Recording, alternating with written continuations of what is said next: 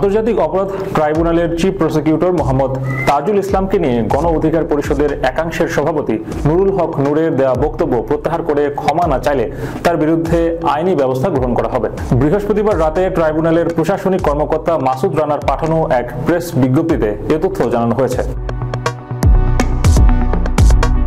বিজ্ঞপ্তিতে বলা হয়, বৃহস্পতিবার বিকেল 5টার সময় গণ অধিকার পরিষদ একাংশের সভাপতি নুরুল হক নূর এবং তার একদল সহযোগী ও বহিরাগত ব্যক্তিদের নিয়ে সুপ্রিম কোর্টের প্রাঙ্গণ থেকে উস্কানিমূলক ও মানহানিকর স্লোগান দিতে দিতে একটি মিছিল আন্তর্জাতিক অপরাধ ট্রাইব্যুনালের মূল প্রবেশ গেট দিয়ে জোরপূর্বক প্রবেশের চেষ্টা করেন। পরে ট্রাইব্যুনালের নিরাপত্তায় নিয়োজিত আইনশৃঙ্খলা বাহিনীর সদস্যদের বাধার মুখে ট্রাইব্যুনালে ঢুকতে না পেরে নুরুল হক নূর তার দলীয় কর্মীদের নিয়ে ট্রাইব্যুনালের গেটে একটি সাংবাদিক সম্মেলন করেন, যেখানে তিনি আন্তর্জাতিক অপরাধ ট্রাইব্যুনালের চিফ প্রসিকিউটর মোহাম্মদ তাজুল ইসলামের বিরুদ্ধে আওয়ামী লীগ ও জাতীয় পার্টির সঙ্গে বৈঠকের ভিত্তিহীন, বানোয়াট, অসত্য ও উস্কানিমূলক কিছুর অভিযোগ গণমাধ্যমে প্রকাশ করেন।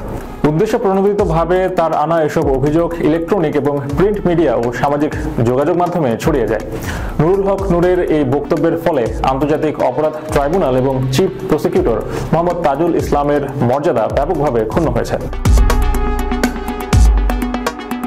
বিজ্ঞপ্তিতে আরও উল্লেখ করা হয়, নুরুল হক নূর ও তার দলীয় কর্মীদের এমন বেআইনি কার্যকলাপ সম্পূর্ণ অনাকাঙ্ক্ষিত ও ষড়যন্ত্রমূলক বলে প্রতীয়মান হচ্ছে।